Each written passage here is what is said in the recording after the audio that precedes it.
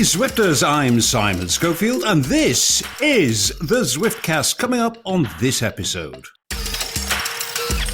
Peak Zwift. Yes, it's that time of year. Will last year's all-time high of close to 50,000 Zwifters be beaten? Spotted in the wild, well, leaked by Zwift actually. First look at the new Zwift Bike coming in summer. It's really, really interesting. Not least because it looks like a real-life Tron bike.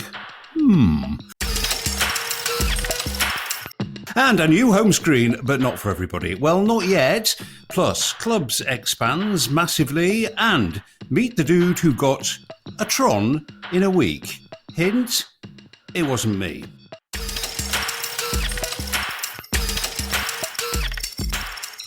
Well, my friends, the world has orbited the sun once again. The Earth has spun on its axis 365 times. It's 2022 and we're still here, talking nonsense about a silly cycling game. A belated Happy New Year to all the lovely listeners.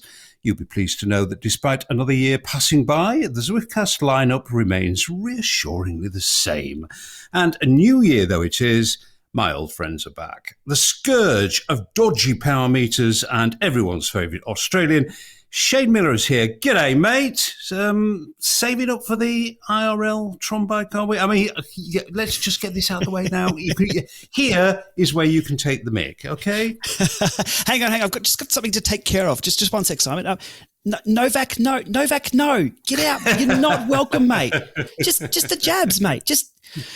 Sorry, I'm multitasking here. I'm border protection and trying to get my kilometres in. Tough times here in Australia with these unvaccinated. Look, in real life Tron bike, Simon.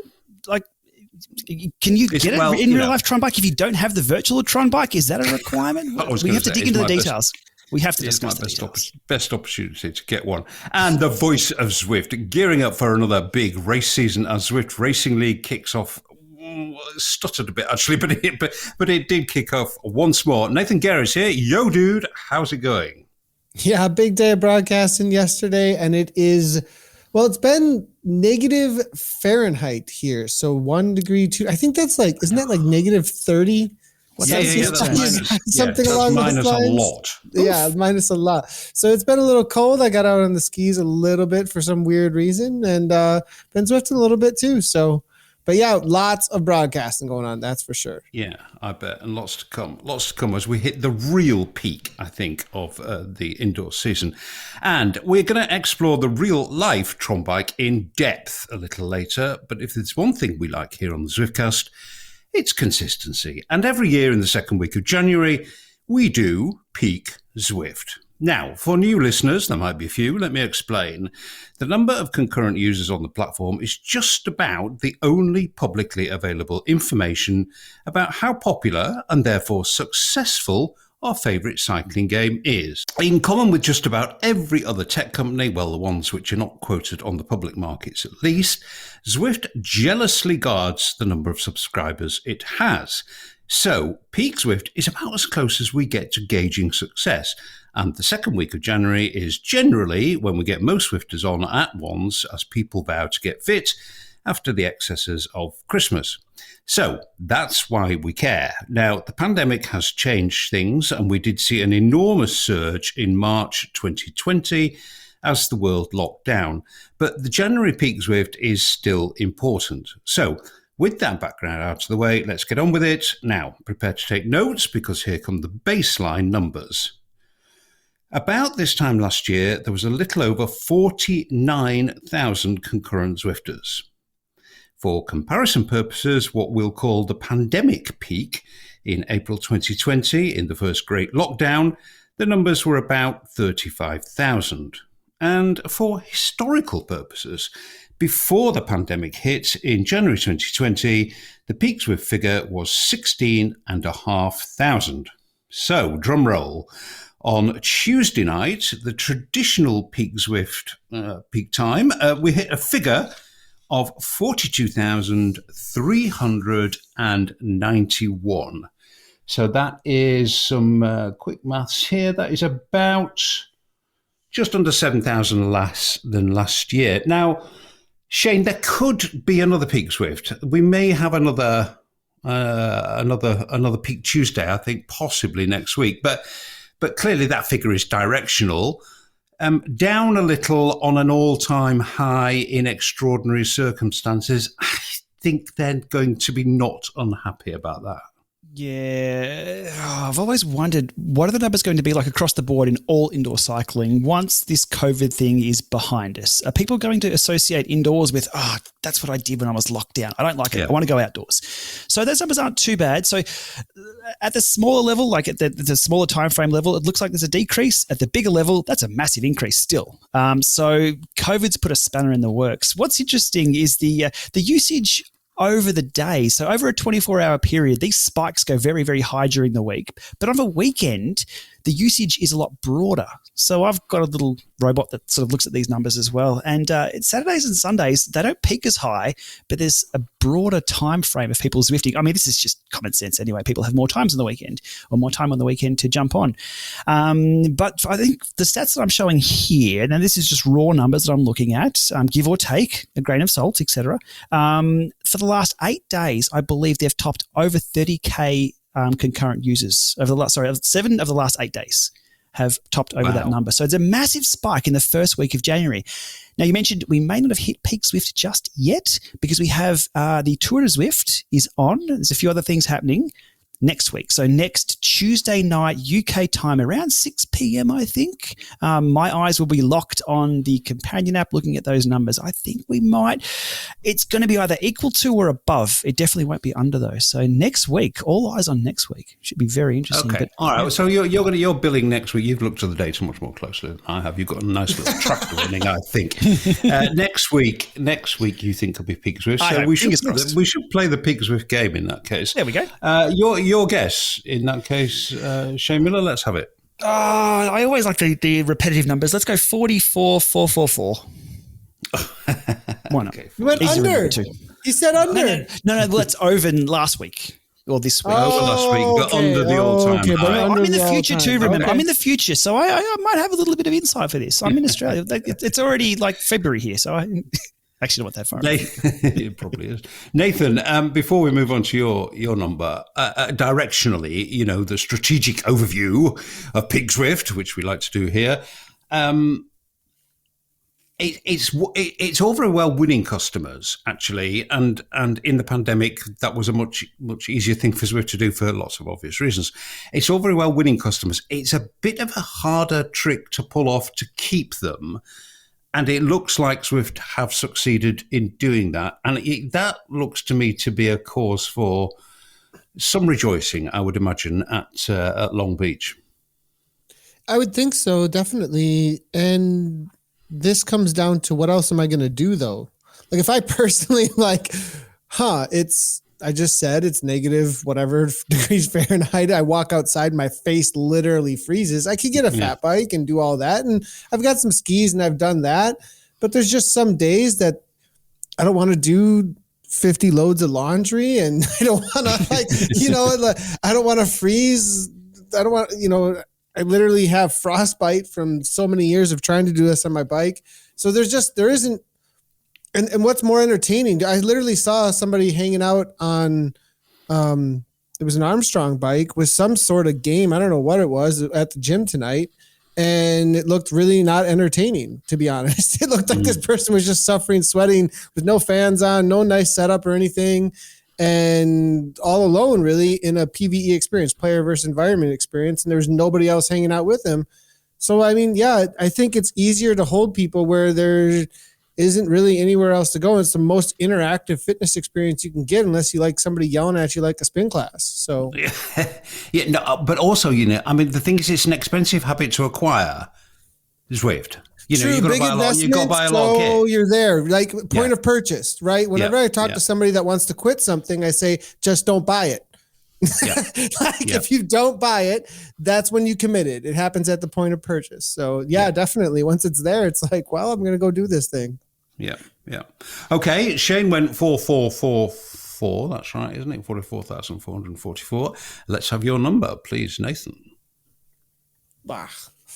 I always am like, I have this like roll high thing. I always want to like go for the high roller and like take the big risk and it's going to pay off. But this time around, I actually like am in it for the win now. So let's go for 47,322. Okay. Interesting. Well, I'm going to be Mr. Optimistic on this one, and I'm going to go for 50,050 Zwifters. I think there's a chance we might break the 50,000 barrier, so we've got to have a bid in around that area, and that's mine. All right. Well, as I said, Peak Zwift is kind of the only public information we have, because generally Zwift not generally, specifically, they don't talk about the number of subscribers. But actually, Chief Marketing Officer Steve Beckett, old friend of all three of us, old friend of the podcast, he let slip a bit of a tasty morsel in a Q&A session at CES, the giant consumer electronics show in Las Vegas. Listen carefully to this. In the context of where we are now as a software business, the headroom is quite extraordinary. If we think about the people who are Zwifters, and we look at what the indicators of being a Zwifter are in terms of age, income, bike ownership, participation of cycling. If we look at those indicators and we screen those indicators versus a nationally representative audience, which we've done in 9 countries around the world, and we gross that number up, we get to just under 100 million people in the world who are just like our current audience now. If you think we're single-figure millions of customers, and we're talking about a TAM of 100 million, we're still in that early adopter phase. Well, now, isn't that interesting? The total addressable market there says 100 million. Eric Min always used to quote 400 million, but that was a few years ago, and maybe these are more recent calculations based on better data. And we have, quote, single figures millions of customers. Now, that could be anything from 2 million to 9 million. And we don't know how Steve is defining customers, accounts created or paying subscribers. There's a big difference there. However, Steve's, I was going to call it an indiscretion. I don't think it's an indiscretion, actually, but he said more than is often said in public. It does give us an opportunity to ask the question, for which it's a bit of a pointless question because we don't know the answer. But, we like a bit of speculation here. Shane, do we think Zwift has broken the magic million of subscribers? Not accounts created, subscribers. There's a million ways to carve this up. Is that current paying subscribers or accounts that have subscribed and paid at one point? I think accounts that have subscribed and paid at one point, I'd go over 1 million. I'd hope so. It's still very seasonal. Without this yearly subscriber plan, subscription plan that everyone wants, hint, hint, everyone, difficult to know. As for accounts created, no question about it, over 1 million. If you just jump in companion app and you search for that publicly. It's a bit of a fun game. You search for a random name in the companion app. If I search for how many Shea Millers there are, there's heaps. But then you see how many people have actually have an account and who have ridden. That's another one. Now, the trick on Zwift is you can't download Zwift until you create an account. So you've actually just downloaded the exe to pull it onto your computer, talking on the Windows side of things, and the Mac. You've actually got to register an account to download the binaries to actually put on your computer. So whether these people have ridden or not. So again, long-winded way of saying I think so, but I'm not quite sure that would be current paying subscribers. And, like I say, it's a bit of a silly question, really, because we can't know, and they ain't nobody going to tell us. But I think they probably have, Nathan. Now, I think if they've refined the addressable market to 100 million, and as I say, that's probably based now on some pretty good data, have they successfully sold the product into 1% of that market? I think they probably have. Yeah, I would definitely say so. With the growth that we've seen, what was it, 16,000 Peak Zwift, you said was, and that was pre-pandemic. Yeah. 2 years ago, right? Yeah, let me see, that was so then 16,000 January 2020. So 2 years. I mean, that's 2 years ago, and now we're at 48-ish, right? That's triple. And I think around that time, the guesses were 500,000 and we're triple. So I think they're over. And I think the reason why Steve is even talking like this, I don't think he was just talking to the people at CES. From the way it was said, I think there was there's a current conversation I think you picked up on there. So, I would definitely say that it would just make sense with the current peak numbers that it's bumped over 1 million and their aims are at the double of that at this point. And you know how optimistic Eric always is. So he's like, let's go. Where's that 2 million? Come on now. Yeah.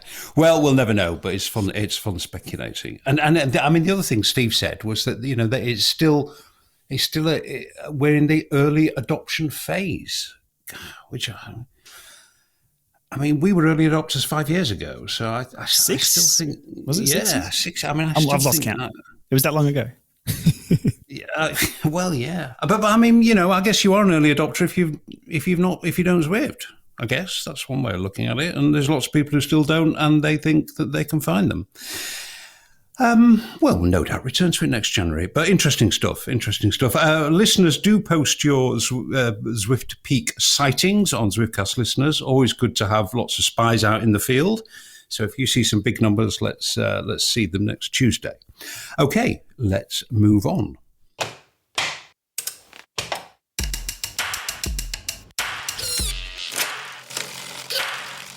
And we're moving on to a subject close to all of our hearts, and mine especially. Literally, for years, we've been talking about the Zwift Bike, Zwift's very own hardware, and finally, we've seen it, or at least we think we have. Well, actually, we're fairly certain, but it was revealed in a somewhat weird way, as a certain tech blogger noted. DCRainmaker.com here. Instead, we've got something pretty interesting. We've got Zwift's own leak of Zwift's own upcoming smart bike and smart trainer. More on how it was revealed later. I know Shane is keen to comment on this, and he's got some very interesting things to say about it. But more importantly, just for now, it looks like a real life Tron bike, which I could buy with money instead of sweat. You have to earn the Tron bike, Simon. You know that. This is where we need to bring out the freaking hackers meme. This is what? I feel like I'm talking to my little brother that would put the cheat codes in when we were playing video games all the time to beat all the levels. I'd be like, dude, you don't play. No, I literally nicknamed him Cheat Code. That was his name because of these things. You get a new nickname now, Simon. If you buy that bike, I'm sending you something that's got cheat code on it. Listen, I don't mind. I don't care. I think it's a good way. I think a few quid's a good way of me getting a Tron bike, and a real one at that. Let's get down to brass tacks. What is it? And what are the features? I mean, this is kind of big deal territory. So we're going to go through it step by step, with us voting each feature hit or miss after Ray has introduced it. What fun. Now, there are two products here. The first one is called the Zwift Wheel. Very similar to a Tacx Neo Series trainer. Zwift is saying it attaches to your own bike, any bike, and then you go ahead and you have full smart trainer control. A wireless game controller for your bike's handlebars for steering, braking, and other game controls. So now if you look at a smart bike, and the smart bike is called a Zwift Ride, what you see there is that same wheel behind the scenes, but now with just a bike frame atop it. So normally, if you buy a Kicker, Wahoo Kicker trainer, you can't upgrade that to the bike because they're two totally different pieces of hardware. But here you can.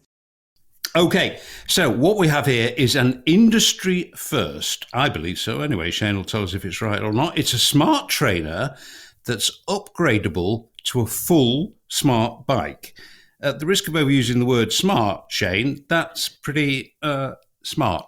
It's a game-changing design, I've got to say. When I first saw it, which was a really weird way of seeing it, which was in my inbox that someone's like, have you seen this? What's this going on? And I'm like, yeah. Was that the announcement? That's kind of awkward. Is it speculation? Is it? Anyhow, that aside, look, the design, which is all we know at the moment, is the physical attributes. We don't know the technical side. For me, smart has to be on the tech side. It has to have IP connectivity, network connectivity. It has to be a connection hub. It has to do this. It has to have the gear changing. I need to know all of those details. I have so many more questions than what's out there. I know. No. But we're just going to confine this discussion to this modular idea. The modular idea that's a really clever idea. It is. I need to know more. I need to know more. But it is a really good design. Why they weren't shouting this from the stage at CES was a game-changing design like Steve Jobs and his turtleneck sweaters. Why did it come out like a little stain on someone's pant after going to the toilet and someone noticing it? We'll talk about that later. But ploughing through your thirst and appetite for knowing much more, if I could just confine you to the idea of the modular design, you like that. Nathan, I like it. Do you like it? I love how you're like, you like that. Just saying. I do like it. Yes. Okay. But it's a good idea. I think it's amazing. I really think it's cool, especially when I get asked how to get into Zwift and you tell people, okay, you can get this kind of thing, but you can say, hey, there's this one bike that you can do all the things with it. So, I really like the idea of being able to grab grab the trainer first and then be able to add the bike setup later is pretty cool. And the look of it, I mean, if it does light up like a Tron bike, that's pretty freaking amazing. So yeah, no, it is. We'll get onto that later. I you can hear me, listen, can't you? Trying to impose some order on this discussion, and these two keep. We're off the rails. The modular is great. Everything about that is really awesome. Like all of the different ability to. I want better connectivity. Invest little by little. Okay, well, I'm struggling hard here, fellas. The modular concept, I think all three of us can decide that is a hit. Okay, next. Bikes and trainers are big fat space hoggers, and not everybody has the room required. And Zwift has thought about that. The next thing, though, is also super interesting, which is that this entire bike is able to rotate vertically to go ahead and reduce storage space. So if you are in a tight apartment, you can now reduce this whole thing straight up and then gain a little bit of storage space in front of it, which is something we have not seen in any of the smart bikes today, but is actually pretty common in a number of treadmills. Such an obvious idea. It's just one of those ideas. It's so damn obvious. You think, well, why has nobody done that already? In my book, that's a hit. Shane, vertical storage. Don't start going on about resistance levels. Vertical storage, yes or no? Who doesn't have a Zwift space at home? Like, who doesn't have a room dedicated to Zwift? You live in Australia. It's like 5 million square miles in one postcard. If the viewers could see, I could walk out the door and watch me lug this bike in right now, place it in front of here, and then watch me lug it out to do broadcasts every single time through that door that only you two can see right now. I mean, it is, yes. Thank you. Good idea. Make sure I can just roll it up against the wall. I agree with you, Nathan. I'm in the middle. We have a heap of space here in Australia, not for some tennis players, but we have some excess space here. He just likes deadlifts. He just wants vertical storage. Vertical storage. That is a hit. It's a hit from all three of us. Okay, next. Oh, God, this is hard work. Next, the Z-Cog or Z-Cog, a single cog and virtual shifting. Let's get Ray to explain it for us. Then we get to probably the most interesting bit here, right? Something called Z-Cog. And this is something where they say it's a so-called single cog design that then allows you to go ahead and mount any bike to it and do virtual shifting. You're not actually changing anything mechanically in the back. When you press those buttons, it changes software algorithms that simulate different gearing setups. But if you're allowed to, given this is a smart trainer, place your own bike onto it, you're going to have that rear derailleur on the back of your bike, and it's going to be expecting to go on a cassette. So how they handle this is something I'm definitely looking forward to seeing more details about. Okay, Shane, you can plunge into a rabbit hole here with this one. And I think you're just going to say, how the hell is this going to work? Which is probably a very good question. But how will this work? I mean, if there's a moving derailleur, which there is, and only one cog, how's that going to work? But I guess they have thought about that. I'm now a month into my kicker bike, and I have to say I absolutely love virtual shifting. It's fantastic. It's fast. It's accurate. You don't worry about dropping chains. It's just brilliant. And if this works, this Z-Cog, Shane, looks like, again, real innovation. Oh, sorry. It's been done before. Oh, you just put me to sleep there. It's been done. Every smart bike already has this. Look, for a wheel and for a modular wheel that you put onto an existing bike, it's going to be very, very interesting to see how they solve this one. But as I said, it has been done before, and that's exactly how all the good smart bikes work. And they work very well with this virtual gearing. It's fascinating how it does work. The virtual gearing's been done, but the single physical cog. There are also single physical cogs too on these virtual bikes, on these smart bikes. Yeah, so it's just one chain wheel and one, so they don't. Nothing changes inside. It's all virtualized. The Neo bike is effectively a Neo with this and a bike built around it. So it's pretty cool tech. However, the interesting part, again, I need to know more info. How would you use this with an existing bike that has a rear derailleur that can move? How do you lock that out if that's what they're looking at doing? How do you put a shifting system, a modular shifting system? It has to be wireless, onto an existing bike that you don't get confused with and go to click the same buttons, or there's a few things to solve here. The overall bike has this solved because that's the bike that you jump on, but the wheel as the modular part, there's some interesting things they're going to have to solve with this. Yeah, no, I agree with that. Nathan, do you ride virtual shifting? No, I've never, I don't know if I ever have, maybe once, Right. but no, I haven't. And I really like the idea of not having to clean anything. Yeah, well, as a noob to virtual shifting, I must say I really, really like it. Shane, would it be your first choice now?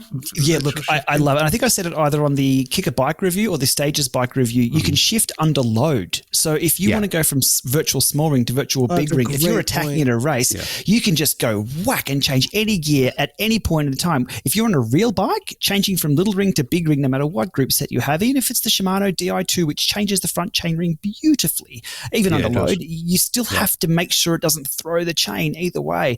Virtual shifting is better than physical shifting on a bike that I found, especially for e-racing and attacking and things like that. You just don't have to think. I lost a race to throwing a chain this week. You go. The chain threw because it was moving around here and there, wham, and game over. So, but the compatibility of the Z-Cog, if it's going to work with existing drivetrains, now we're talking there's 12 speed, 10 speed, 11 speed, 9 speed, 13 speed now. And we have different chains as well with different roller sizes with SRAM Axis versus Eagle versus, there's a lot to get involved with here. So it needs to be a modular option.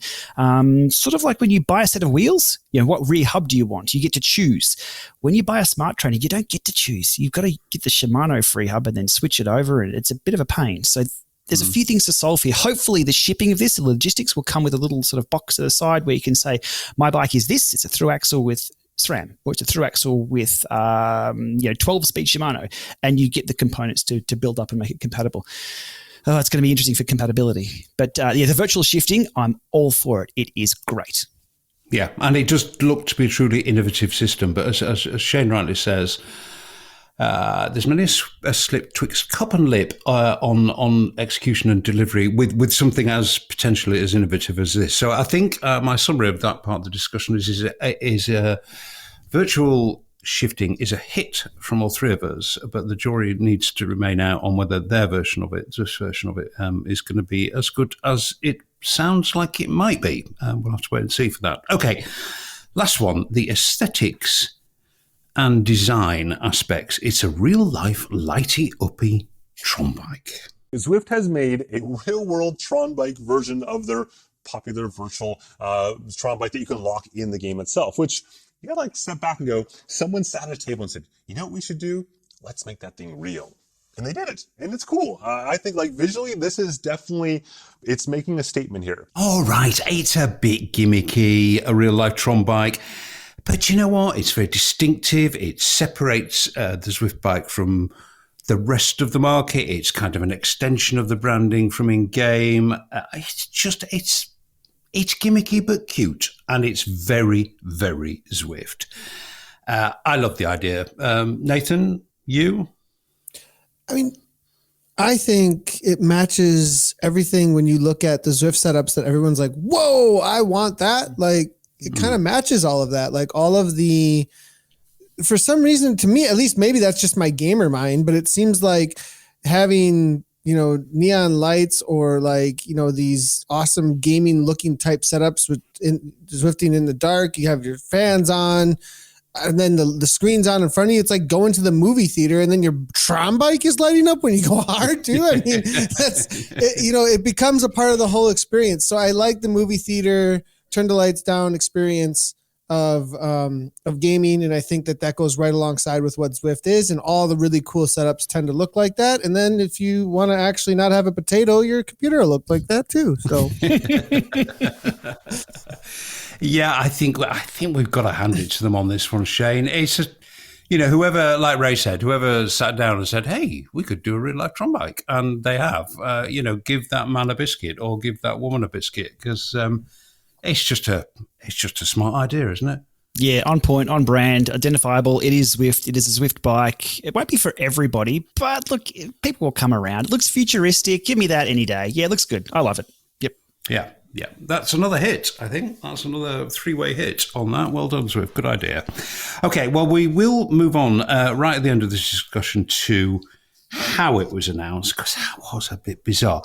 But before we did that, Steve Beckett, again at CES, had some really interesting things to say about how Zwift hardware might work. So, again, listen carefully to this.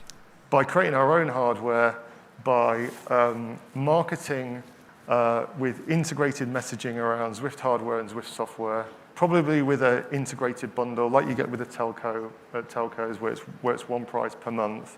We can simplify all of that.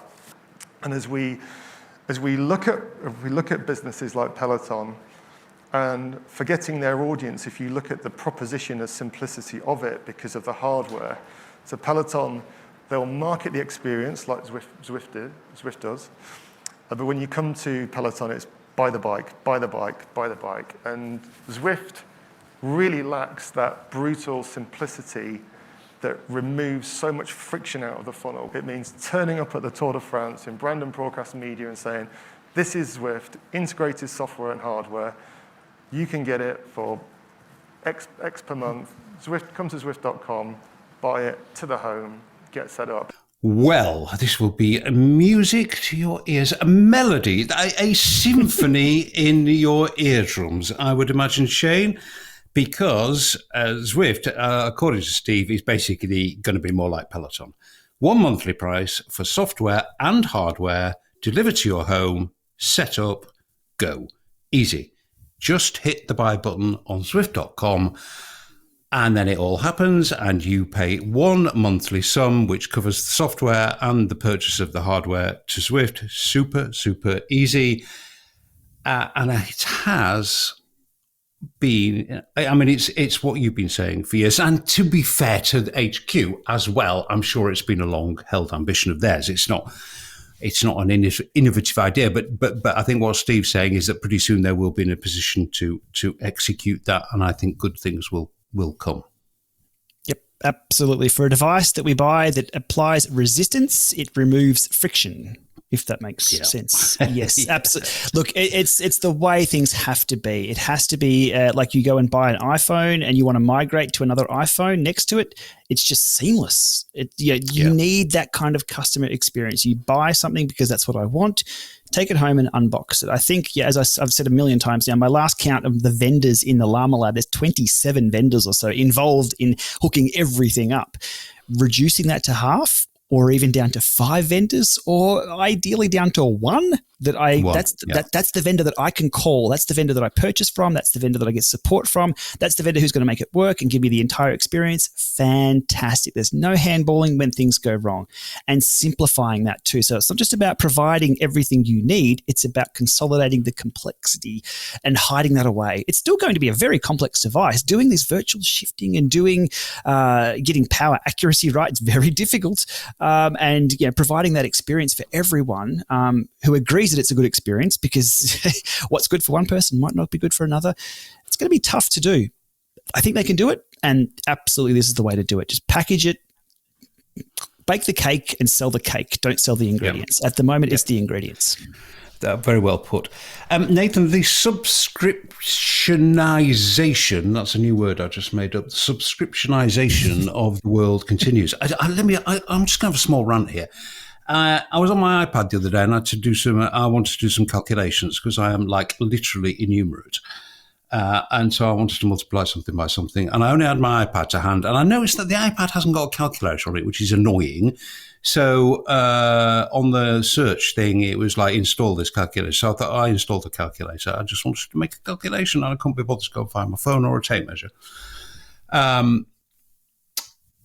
What's my point? I'd forgotten. Oh, no, here's my point. Yeah, here's my point. So there's some crappy calculator from the App Store, and they said, would you like to subscribe to this? To a calculator? $2.99 a month. I mean, how stupid do they think we are? Why would you subscribe to a calculator? Oh, God almighty, honestly. Sometimes I do wonder about the way the world is going. Anyway, the subscriptionization of the world, Nathan, in reference to our game, our cycling game. One would assume that if you are paying the software charge and paying a hardware charge to buy the bike on, what we used to call hire purchase, extended credit, whatever, Klarna, the cost is going to be significantly more than $15 a month. I mean, you would, wild guess, 60, 50, 60, 70, don't know, but of that order. Do you think people will do that to get this bike? Yes. Yeah, I think so. I think that there's a pretty big shock value right now to getting into Zwift. I have a lot of people who come by the broadcast, especially in my Twitch community, that are like, oh, I totally do this. Yeah. And they get kind of hyped up and excited. And then they look at what? That costs as much as my whole what? And, they go, oh, I thought I had to pay what I pay for all my other games, so there's that community. Then there's also the cycling community, which is kind of more used to this kind of price points. But I think that community is more used to just dropping the cash for the purchase though too. So, but there is but I mean, that doesn't even matter. I don't think when it comes to culture, there's just a reality that people want to get into this. It makes it easier at this purchase point. You can pay a certain amount a month and bam, next thing you know, you got a really nice setup at your house. And I definitely think there's going to be some, what am I thinking here? Like hungry eyes after this, and we can, to go and, oh, it only cost me $60 a month. That's as much as, I buy my latte every day. Let's go. Yeah. You don't think it'd be too scary, that kind of number for people? Not when you get a big lump of lighty-uppy plasticky bike that's going to, especially if it's fitness based. I mean, that's a gym membership. So yeah. But I mean, for sure, based on what Steve was saying there, they are moving to the Peloton model, which it's not a surprise, really. You would expect them to do that, I think. Just a few other things we know about it before finally wrapping up on this. We think it'll launch July 22 at Eurobike. Launch and available, of course, there's often a very large gap between that, and they might, we might see the prototypes maybe at Eurobike, but available to buy in July, I think almost certainly not. Shane, you agree? Hard to make any prediction based on which ship is going to get stuck in the Suez Canal next week or whatever could happen. Yeah. Or lining up outside Long Beach, which I think is what half the world close to the home, that one, doing at the moment. So the jury's out on that one as well. But I don't expect to be able to buy it in July. I think next winter is much more likely. Shane, do you think they'll make it wired? Good question. I want everything on the home network. I want it Wi-Fi or wired. I don't care. I just need it to talk IP. Simple as that. Yeah. So if it's wired, that's great. I'm just going to straight plug in a wireless card to it or a wireless access point to make it wireless. It should be both. I'd like to see 802.11, whatever it is, to be at 5 gig, like everything else. Get it away from 2.4, get it away from Ant Plus and Bluetooth. I really hope, though, it will have Ant Plus and Bluetooth open standard compatibility, so it will work with other software platforms. I know this is the Zwiftcast, but I really hope it, so Zwift can pivot to become a game changer, a world changer for the indoor hardware side of things. There's a lot of people who don't use Zwift who would look at this hardware and say, well, you know what? It's going to suit what I need physically for what I need. So we'll see. But yeah, back to will it be wired? Nobody has Ethernet ports, and don't at me, anybody on this one. Nobody has Ethernet cables. We have wireless. So make it wireless. Well, but you know, something very reassuring about plugging a cable in, that little snap when Back in 1998 there was, sure. Yeah, but you know it's going to work. Yeah, I mean, my kicker bike reliably drops out 3 times a ride at the moment, which is, you know, it's annoying. It's annoying. No climb or riser element, Shane. Sorry to exclude you from this, Nathan, but it's very much Shane's territory, really. None of that. We've got lighty uppy, but I don't think we've got any uppy downy. I'm not bothered. Again, we still need more information. I don't think this stops those from being there in the future. Yeah. I'm assuming it's part of the game. I'd like to see more steering and more, especially the more mountain bike side of things. Repack Ridge is heaps of fun. That has to be on the roadmap. It has to be on the roadmap. It's an existing product. They can't not have it. So, yeah. We'll see. You would have thought so. Okay, well, we are going to wrap up on this. We spent a long time on it, but actually, you know, this is a big deal. Just hold your horses one more second, Shane. We'll just get Nathan's view on this. And Nathan, what a way to announce it. I mean, the weirdest of weird ways. You know, clearly it was deliberately leaked in this survey. And then when people like DC Rainmaker and Shane saw it, they no doubt went to HQ and said, "Is this for real?" And HQ said, "Well, yeah, it is, yeah." But I mean, just odd. Like, so, if you've got something you're confident in, shout. You used 2 words there that I'm not even sure could be used. You said announcement and leaked. And like, I feel like this was just thrown in a survey by some people. And it was like, will people use this? And the whole idea was getting data, and the idea of marketing or announcement or leak was not even there. Well, you think it was it's a straight mistake. I don't even know if mistake is the word. It was like, there was no purview, like nobody was watching. That's what it feels like. You mean the intern got hold of a shot of this and thought it'd be really good if we put it in the survey? I think it went in. Like, there was a whole project going on about whether or not we could sell this bike, and then like the people who should know about announcing this and all that kind of stuff, just what is going on wait, what just happened? That went out where?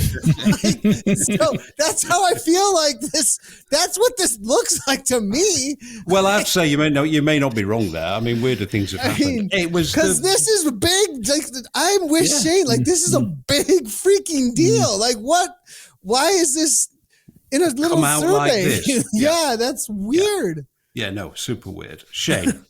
I know you've been restraining yourself. Off you go, my friend. I think we'll just rewind the podcast to a few minutes ago where I already sort of half went down this path. Look, they've missed an opportunity here. Let's just say, I'm a little disappointed. I've actually said nothing on this. I haven't made a video. I haven't done a post or anything because I don't have enough detail.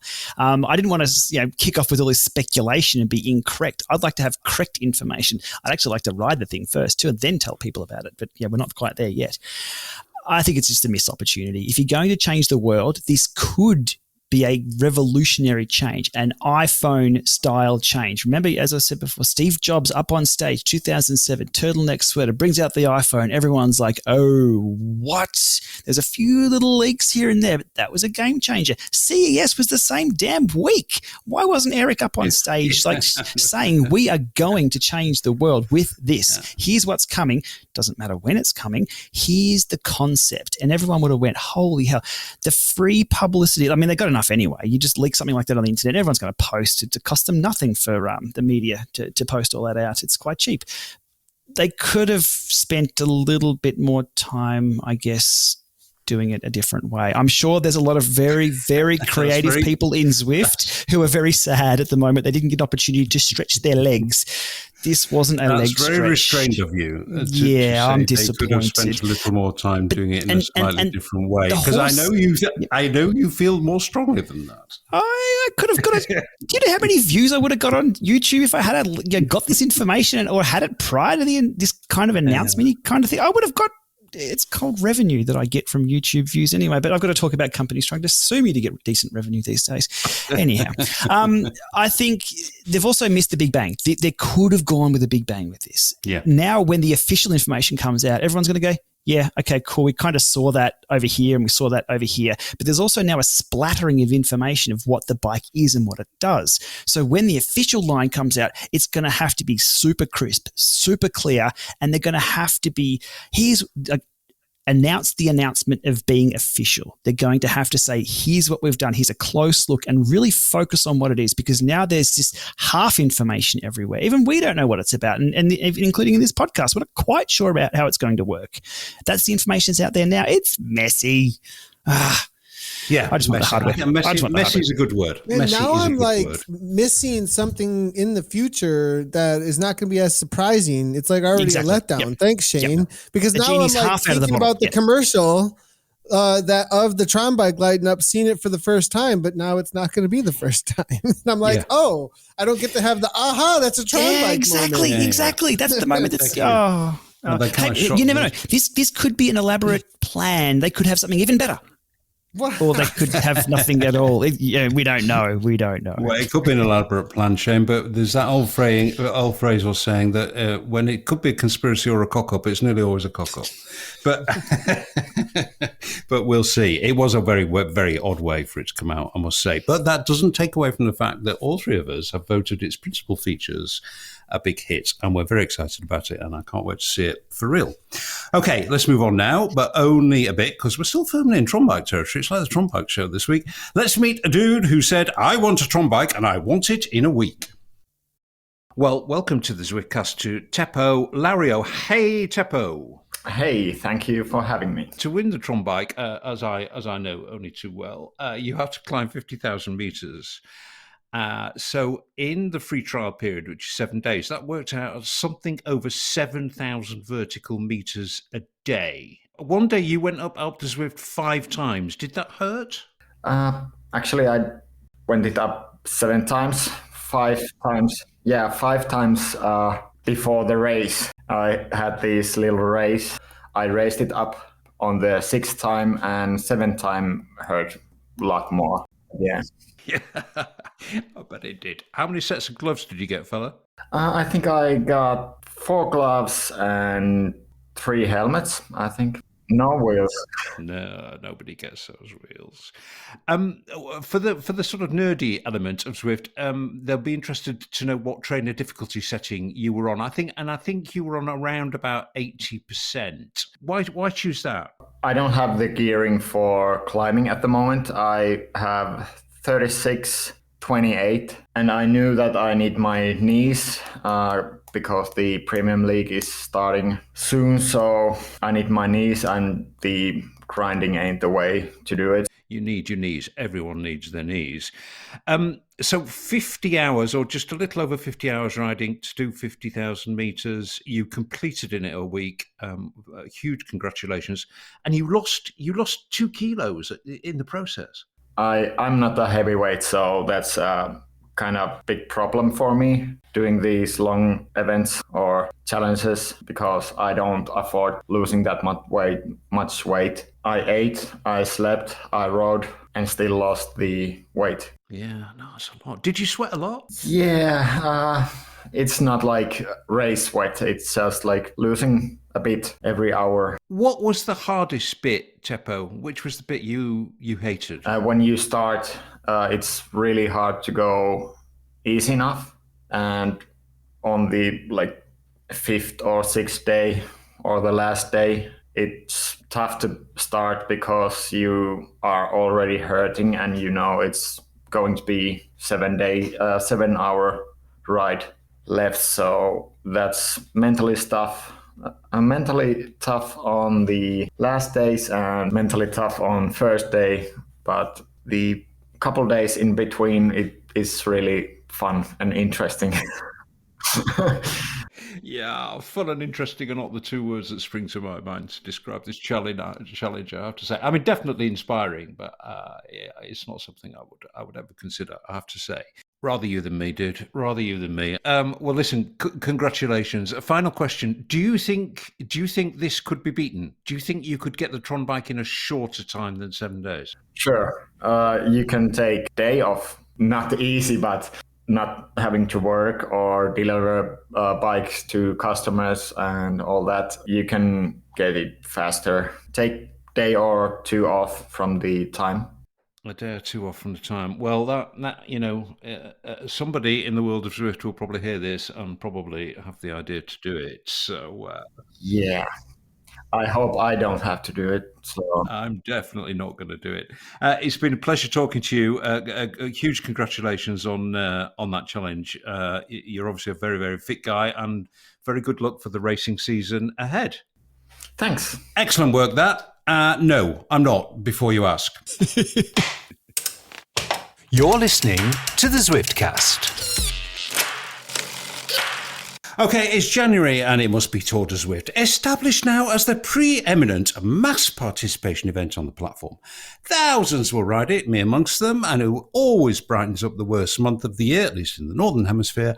I'm not a fan of January, but I am a fan of the Tour de Zwift. Now, boys, in some quarters, HQ were accused of being a bit Scrooge-like over the holidays. There was no Christmas jersey, as there has been in previous years, and no New Year's top hat either. Personally, I couldn't give a flying fig, as these things hold literally zero appeal for me. But others do care, and there was a bit of comment about it. Do we care? Do we care? Oh, I don't, as previously established. See above. Shane, do you? Do you care?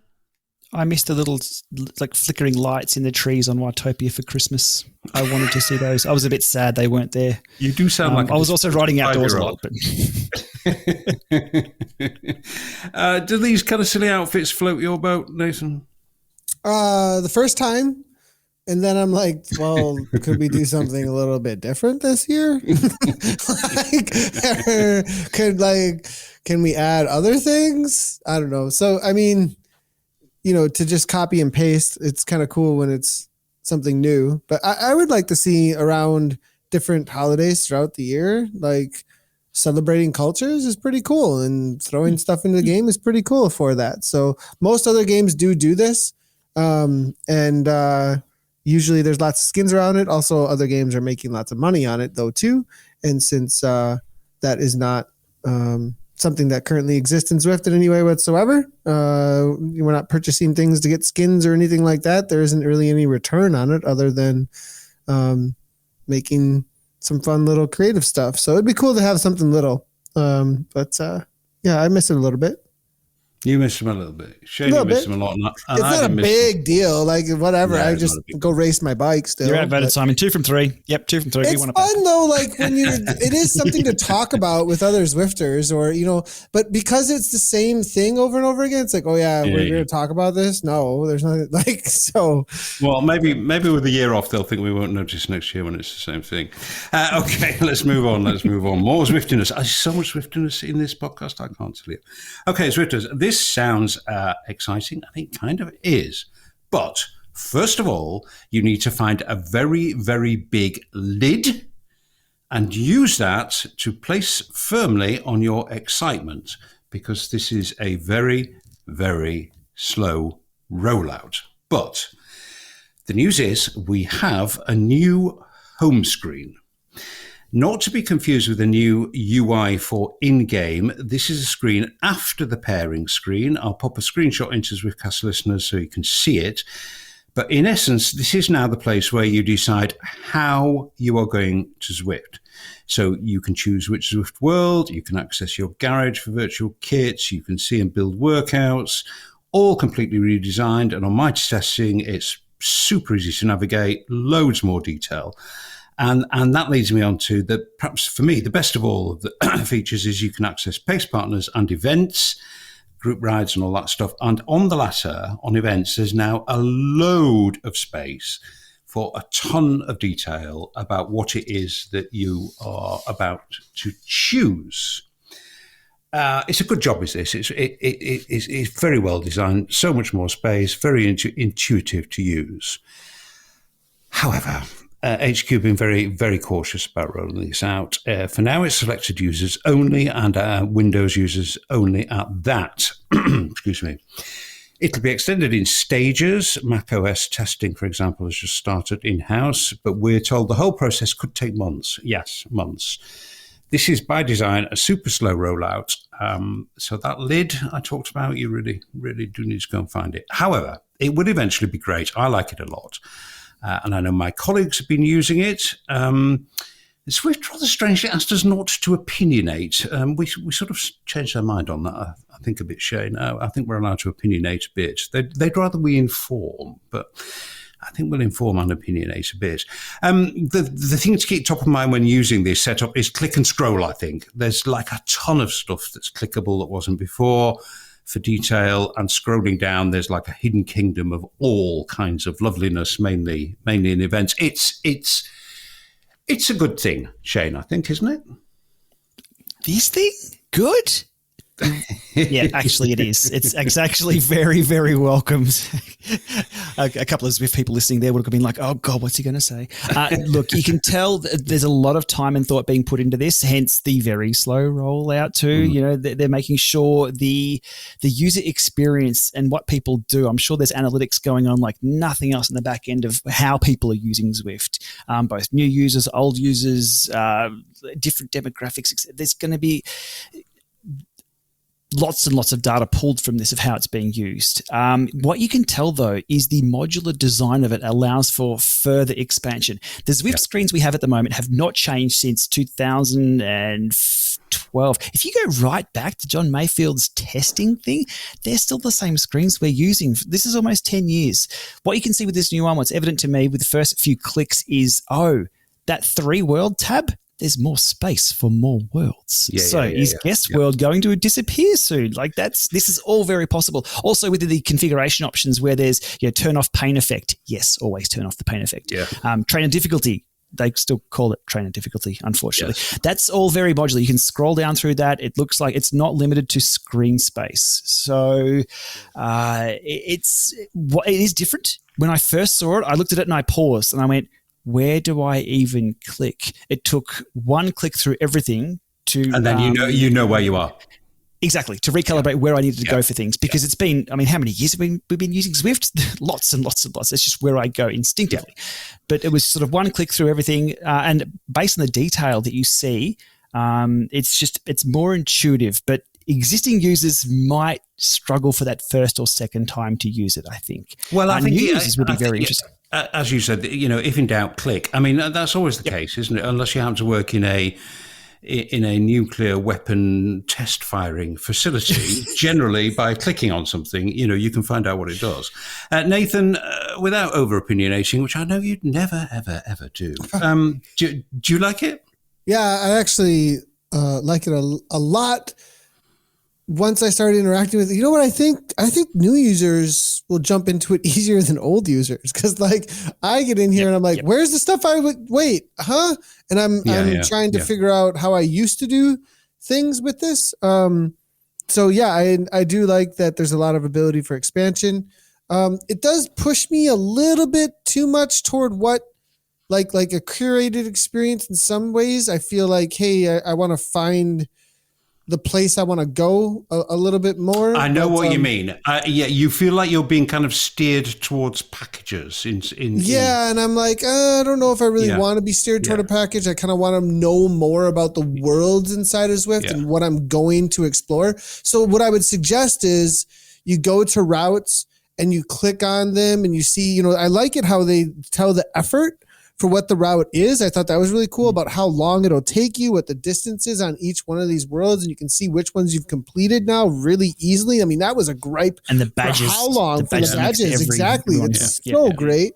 The workouts, though, don't give me 4 places because I use workout mode for specifically to get badges when I have new badges a lot of times, and it's just giving me 4 suggestions. It's like I have to keep going back in to try and find the one that I want to do. So that was a little bit, but then my only feedback that would be slightly negative, but always giving more customization options within a easily clickable through. And like you guys said, click is the thing. Like just go ahead and click through and it'll actually bring up more info. I love the little mini map that comes across. There's these really cool little mini maps that show you now everything that's actually from the companion app, I think. So really cool to see. If in doubt, click. Bit frustrating for the listeners, this really, because it is going out to selected people, but not that many and not that fast. So it is a bit frustrating for listeners. So I'm going to curtail this discussion here. But there are good things coming down the line here, listeners. This is a really good redesign, and I think people will like it when they get to see it. Okay. Moving on, this eventually, I think, also will be a good thing, but as it's configured at the moment, it's causing a little consternation. So there's a little pop-up in game which says connection failure. It's there to alert Zwifters to, well, a connection failure. I mean, that could be anything from your heart rate belt to your smart trainer. And it's a super useful service because we all hate dropouts and connection issues.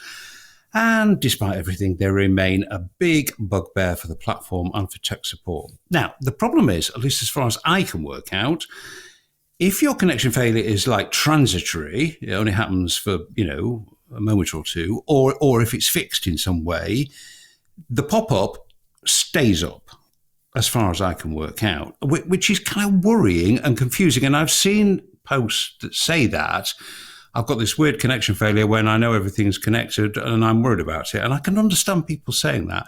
I mean, I guess most Zwifters will just kind of ride that out, but it just sort of sows seeds of doubt about your equipment, and nobody wants that. Do we know what's going on here, Shane? Is this just an early version that's not quite configured properly yet? My connection here, I make sure they're pretty good. So I've only seen it a few times, but the one scenario where it popped up and stayed up is when I had a heart rate monitor paired and the heart rate monitor stopped halfway through. So I've just taken the heart rate monitor off and just thrown it to the side. And then, it always said connection failure or something because there was a sensor that it wasn't connecting to. Look, it's interesting to know more information, but because it doesn't solve a problem, it can be a little bit... worrying. Exactly. It just causes more problems than it actually solves. If you press G on the keyboard and show the graph like you get in free ride mode, like you get for workout mode, so G on the keyboard or show the graph in the little touch bar or something like that as you're free riding or with Coco Cadence or someone, you'll see when you have dropouts, your heart rate will go down or your power will drop. Well, most of the time, when you've got issues that need to be addressed. This will detect smaller issues that sometimes if your heart rate drops out for 2 or 3 beats, it's not too bad. So I'm 50-50 on this one. It's nice to know when there's problems, but if there's problems, it's also nice to know how to solve them and exactly what the problem is with. That's where the Zwiftaliser comes into. Yeah. Good idea, not quite there yet. I mean, Nathan, you can imagine if you're lining up in the pens, all gassed up and ready to go, and you get a little pop-up that says connection failure about to start a race, that's going to throw you off your stride a bit. You end up pushing A and it's already taken off. And I mean, you end up trying to mess with, but I mean, I don't know, like if you do start getting that, it is a good signal to say, hey, something's going wrong and you might need to swap something out quickly. I wonder if it would pick up on batteries dying easier or not, like on power meters and things like that. It's a great feature to add. It does maybe change it up a little bit, like what connection failed. Which one has gone down. What has failed. Because otherwise you could really freak out. Work to do on that. I think, like I say, I think eventually it will be good. The best thing in the world ever for helping find and fix connection problems, of course, is the Zwiftaliser tool developed by Mike Hanney. It's recently been hugely overhauled and it's now much, much betterer, to use the technical term. Time for a catch-up with Mike. Welcome to the Zwiftcast, Mike Hanney, owner, developer. I mean, probably about 55 other words that would describe your relationship with that most magnificent of tools, the Zwiftaliser. Hi, Mike. Hello, Simon. Big shout out from Eric Min on the Facebook groups the other day, saying what a incredibly useful tool Zwiftaliser was. Did that come as a surprise to you? Yes, it did. I did not know that it was anywhere near Eric Min's radar. Oh, he knows everything. Of course, he was quite right too. I mean, it is a fantastically useful tool. For the 3 new listeners who have no idea what a Zwiftaliser is, Mike, just in 20 seconds, tell us what it is and what it does, and then we'll move on to the all-new, all-singing, all-dancing version. Yeah, so Zwiftaliser.com is a service that allows people to read their log files and view the data it contains in a hopefully easy to understand way. It's free to use and you access it through a web browser. And basically, if you're dropping out a lot, or you've got connection problems, or just your Zwift is not working very well, the Zwiftaliser will give you like a ton of clues as to where the problem may lie, won't it? Yeah, it's really it's just a tool, but it can accelerate or shortcut that troubleshooting process. A few weeks ago, relaunched, all new. How's it been improved, Mike? I am a software developer as my profession. I'm not as hands-on as I used to be. It allows me to stay closer to the tech that I work with in my job and I sell. The UDP network information is now included in the log file, and I'm able to show that as a chart underneath the graphics performance chart. Or to put it in other words, many people think that to get the best performance out of the graphics part of Zwift, you need a high-end GPU and any old CPU. That's not quite true. You do need a fairly powerful CPU as well. I don't know whether you want to disclose numbers or traffic, or whether you even keep tally of how many people use the service. But what's the nature of the feedback you get from people? Everything I see is always relentlessly positive. It's tens of thousands of people who are using it a month. That's a real surprise to me. If you look at why, it's because really the underlying problems, ANT Plus and Bluetooth connectivity, they're still there. How do you keep the show on the road, Mike? I mean, I'm imagining that there are costs attached. Do people donate, or? To be able to bring back those benchmark reports, which shows under different conditions now what sort of performance you can expect out of a CPU and GPU combination, I need to process that data on, let's say, the server side. And yes, there are costs associated with that. So you may have noticed in the 2.0, there's a sponsor me type link. And Eric Min was the first person to sponsor the site. So that's tremendous. I really appreciate that. The way I build it now, a few people know this, is quite funny. I do it all on a laptop while I'm sitting in the car picking up my daughter from dance class. A real glimpse behind the curtain there. Well, listen, Mike, it is an absolutely wonderful community resource. It's been around a long time. I'm sure an awful lot of people will be very, very pleased to see 2.0 with its many, many additional features, way too many to list here. There's a very good piece you wrote on Zwift Insider, which for those who want to go down the rabbit hole, there is more than ample information there. So on behalf of the community, thank you for Zwiftaliser. It's saved a lot of people a lot of angst, and I'm sure 2.0 is going to continue to do that good work. It's my pleasure, Simon. Thank you. You're listening to the Zwiftcast. This is dead straightforward, really, Nathan, isn't it? This should be just like Zwift Power. Zwift need to compensate the admirable Mr. Hanney, take Zwiftaliser in-house and use it in their tech support all the time. It vies with Zwift Power as pretty much the most useful third-party tool that's ever been created. So Zwift really ought to own it. Surely, Nathan, surely. Sure. So what's the first thing you hear? What is the first thing you hear when you say I had this problem? Send your log file. Log files. That's the first thing you always hear from Zwift support is send your log files to a person who's going to go and manage this and then maybe get back to you. I was going to say the same thing. Exactly. I'm sure they use it. So, I mean, there's just this reality that you could have the users, skipping that CS. And why are we not doing this? Why is there this amazing, really just cut so much time out? And if a user themselves can manage something and not have to be on the phone frustrated with you directly, that's probably a good idea. Yeah. As Mike was saying there, Shane, I mean, connection problems, they're kind of always with us, aren't they? They never seem to go away. I guess they probably always will be, given the multiplicity of environments and platforms on which Zwift operates. So we're always going to need a Zwiftaliser, aren't we, of some description? And shouldn't that really now just be kind of part of the Zwift tech support service? It might already be there. It might already operate perfectly independently of Zwift too. There's a lot of flexibility of being independent of the service like that.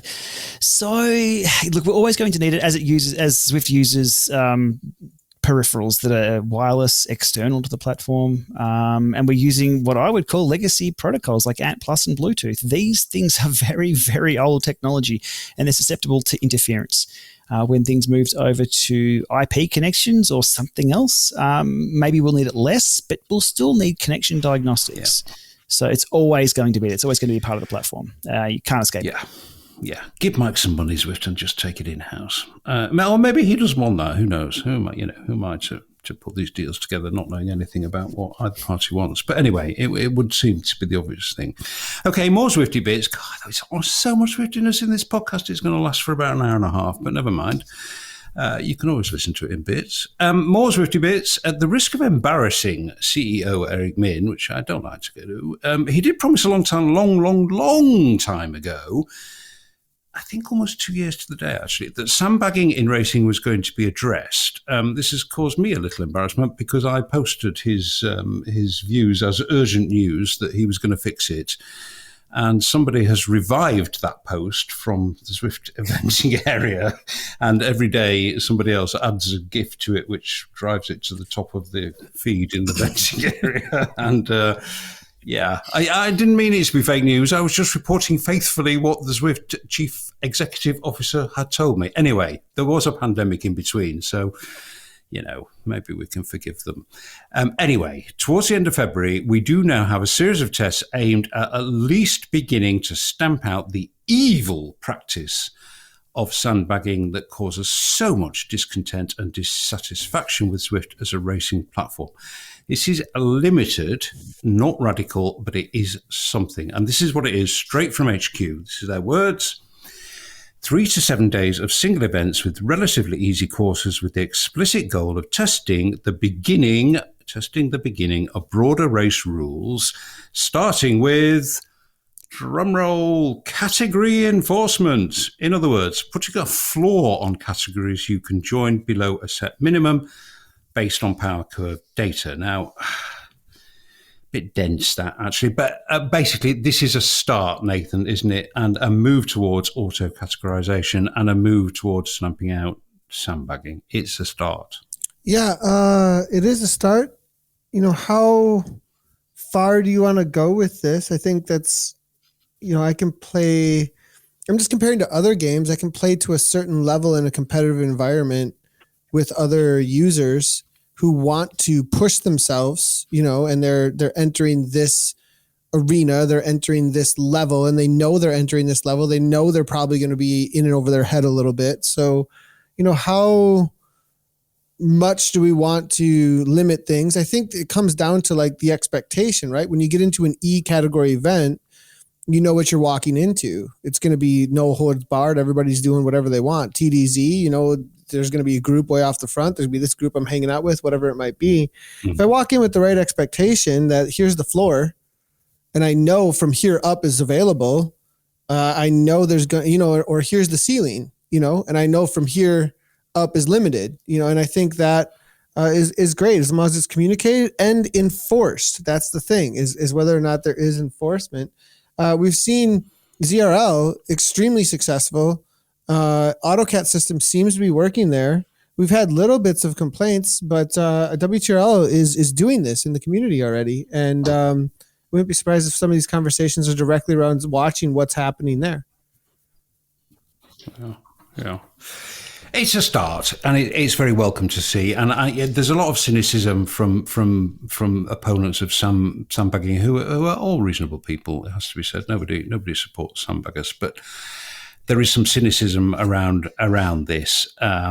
So we're just going to have to wait and see and see if this produces something which will then allow them to move on to the next stage quicker, which will be a bit more strict, I think. I think some people see this as still too lenient, but they point out that they've got a lot to learn, and this is a difficult problem to solve. I mean, and it is actually. It's not an easy problem to solve. Shane, let me ask you a question. In the days when you were a leading national competitive cyclist, and you had your skin suit on, you had completed your pre-race nutrition, you'd done your warm-up, You were on the line, ready to do, I don't know, 25 mile TT or something, and your head was in the right place. Your body was honed. Your bike was lubricated. You had made all the preparations. You've been looking forward to this event for a long time. And somebody removed the road from in front of you. How would you feel? Remove the road entirely. Yes, so they just took it away. It just disappeared. There was just a yawning chasm, took the road away. Of blackness, a void, an empty space, nothing. I'd be a little confused and a little frustrated, and I'd be caffeinated. So I'd be wondering, had I taken too much caffeine prior to that race? You're being very restrained. I think there would have been some far lesser words, to say the least. Of course. I mean, I quoted a completely unlikely to happen in real life example, but unfortunately, this was what happened, Nathan, wasn't it? In not to everybody, but to some competitors and participants in the first ZRL series. They were all gassed up and ready to race, and they couldn't get in the pens. Unfortunate, actually. You've got to say, unfortunate. It is, yeah. I mean, prior to recording, I was talking about some experiences where I wasn't able to show up to a team time trial and how much I felt like, oh man, failed the team. I didn't get my workout in. But it was like a one-off to that night. And I was frustrated. I didn't get to see the result that I was a part of at the end of the night. I knew our result wasn't as good as it could have been, and that was just me having a technical issue here or a dropout or my internet went out, who knows what. That's happened a couple of times and it was on my end. Now this though, you have a situation where 2,000 to 3,000 Zwifters, let's divide that. How many people are on a team?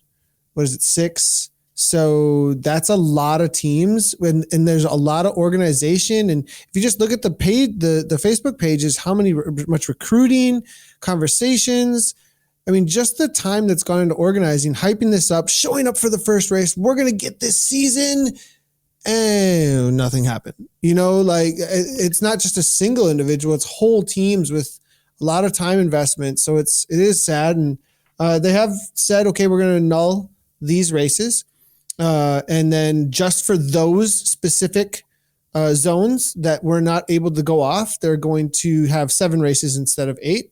I'm not sure what the best solution is. I actually haven't thought a ton about what the best solution would be in that situation. I'm not the race organizer. But do we know what went wrong, Nathan? The events, it looks like they just couldn't get into the events. It sounds like, and this is conjecture, okay? But if it sounds like the events tipped over, that the ability to get into these events stopped existing. And so maybe, I don't know how it works, but from what that sounds like, it sounds like the game kept functioning, but the events themselves were not there, which means they're two kind of separate things a little bit in some sort of way. And whatever that is that was managing those just stopped working, it sounds like. So I don't know though. That's my conjecture, but I know there's a lot of frustrated ZLL racers during that specific. It kicked off amazingly. Otherwise, it was Nyokyo. On a positive note, that was one of the best race weeks we have ever seen. Hands down, different result every single time throughout every zone that we covered in the broadcast. There was a different story to be told. The racers kept on making the race. There's a lot of opportunity for it. And big shout out to Charlie and Martin for how they set up that first points race, because it was one of the best points races I've ever seen when it comes to an opener on that Nyokyo. It's just too bad that this one had happened though amongst it. And it's a popularity thing. So, I mean, it's kind of this, okay, good that comes with some bad. That's for sure. Yeah.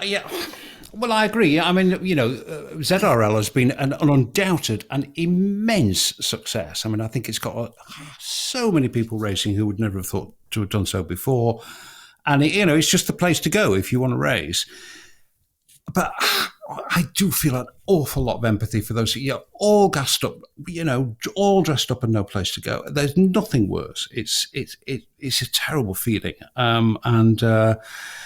Yeah. There's probably some pretty mad Discord discussion. I could just think about being in that Discord and everybody can't get in. You're all looking at each other like, what the heck? You probably, think about those environments at that moment. So yeah, that's not good. No, No, they need to get it fixed. Okay, we're nearly there. We're nearly there, listeners, in this marathon Zwiftcast, but there's so much Zwift in us, and here's a little bit more.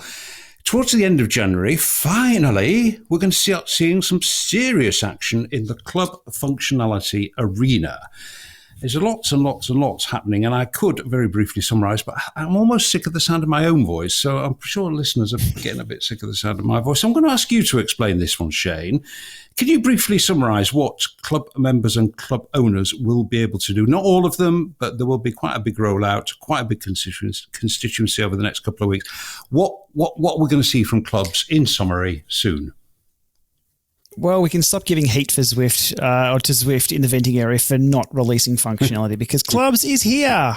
Woohoo! The timeline is evolving and it's rolling out. Okay, so clubs, if you're a level 20 or above rider, or I believe is it a level 10 plus runner, you can create your own club. You will be able to create your own club. Again, slow rollout. So the functionality is coming to everybody who is of those levels soon. But a few people will have it already. I have access to it. I have a GP Llama club. You can invite people into your club. I believe there's a limit of 100 people who can join clubs at the moment. You can be a member of up to 3 clubs. Again, this is just really brief overview. Yeah. But the biggest thing and the key of what you can do with this is you can create your own real events. Now, I'm not talking park yourself on the side of Watopia and all start at a certain time and have different timings and things. No, these are true event pen events that you can, wait for it, send out a link to anybody, even people who aren't members of the club. You can make sure that anybody can join your events and you can host your own rides or races. This is the game changer that we've been waiting for. It's slowly rolling out. It's limited in features and functionality at the moment, but that in a nutshell, you can create your own clubs. If you tick all the boxes, you can create your own true events that start in the start pens. You can assign ride leaders, sweeps, change the attributes of the ride, such as distance and time and things like that. Even show results at the end. Now, I don't think there's any official link to Zwift Power at the moment for the hardcore races, but you can have a little results thing show up at the end. So for a club like mine here, the Ballarat Cycling Club, I may be assigned the virtual event manager for the club. So if it's rained out, I can quickly spin up an event, send a link out to people, and they can hold their criteriums that night on Zwift. Game changer. I can't wait to see what the community do with this. It's going to be fantastic. It empowers the people to do awesome things with Zwift, as the community have in the past, and why things like the Zwiftaliser exists, and why we exist as content creators. So this is huge. This is absolutely huge. I don't think it's sort of going to hit with a bang. It's going to sort of slowly ramp up as it rolls out. But the ability to create events, true events, start pen events, have results, invite anybody, not just club members. It's a and do that on a link. You just send somebody a link. They don't have to sign up. They don't have to find you on Zwift or follow you and all that confusing. Now this also just works too, because I had access to this. I think was it a few days after Neokio came out, and within half an hour of getting access to create a club, I had early access. I created my club. I invited a few people who I knew as members. I had 2 or 3 members. I sent out a link on Twitter. And within 45 minutes, I had my own ride. And people joined that ride. We rode the event. We got the route badge. It worked. I actually sent a thanks message to the people who got me involved internally at Zwift there, got me testing that. And I just said, guys, this works. Well done. Well done. Big. I mean, it's rolling out at kind of evolutionary pace, Nathan, but it's a revolutionary thing. This. I mean, you don't have to spend too long thinking about it to see some of the like super obvious implications. But then, as Shane said, the community will start doing stuff with it. I mean, do you think this is we hate the word game changer on the Zwiftcast, but but is it as big as Shane thinks it's going to be? Community enhancer, I think. Rather than game changer. What it'll change is the way that the community can do things together that build camaraderie, that build investment into, everything that we value around, cycling is social type of stuff. Well, you got to go do the things together. And if you can't organize the things yourself, then you are beholden to figuring out ways to go to someone else's thing. And this whole time, it's always been Zwift's things that you had to go be a part of. Now you can go make your own things. And because you can do that, you can then bring all of that in real life connection, and then as well as meeting up with virtual connection to do your own investment into your exercise with your buddies. And that's going to build a lot of awesome clubs and culture together and a lot of friendships. And I think it's a great community enhancer rather than game changer is what I'd say. Yeah. I think one of the most interesting aspects is how this will blur the boundaries between real life and virtual life cycling. So let me just spin up an example. There's a Thursday chain gang, and there's consistently 25 or 30 riders on it. And you look at the weather forecast, and it's a 6 p.m. start, and there is a monsoon predicted for 5:45. So, the ride leader will say, "Okay, guys, we're moving it to Zwift. Here's the link." And it's no more complicated than that, is it? That's as Shane said, that would just work. And we've discussed this, Shane. I think you can now see like cycling clubs having a proper virtual section. So, if you've got a cycling club website, you'll see, road, TT, mountain, and then you'll see a tab that says virtual, because it's going to be like so easy to spin up events for people who want to do them. Now, what's going to be very, very interesting with this is the sandbagging / performance categorization, because if you're racing people, a smaller group of people who in real life, if you've got a C grade rider smashing it in A grade, something's up with that. And that's going to be able to be policed at a micro level. So a lot better. So this, puts the power back to the people and back to the clubs, and again, just sort of enhances their cycling breadth, I guess you'd call it. This is going to be super cool. I can't wait to see what clubs do with this. We may not even see what clubs do with this, because they'll be able to be off on their own little corner of the internet doing their own thing. Like, I'm not sure. There's a million clubs in the UK. I don't see what they're up to, but I'm sure they're going to be start to use this as their tool, as their their Tuesday night, Thursday night ride replacement if need be, or a regular Wednesday night ride, something like that. We'll never see it, but it'll just continue to sort of roll on and give people other opportunities to spend more time on the bike and give them options. This is going to be super cool. I can't wait to see how the reports back out in the field of how people use this tool. We don't have precise dates, but we've been kind of guided to suggest that quite a good number of people are going to see this by the end of January. So again, come into Zwiftcast listeners and tell us of your experience with this when you get to hear it.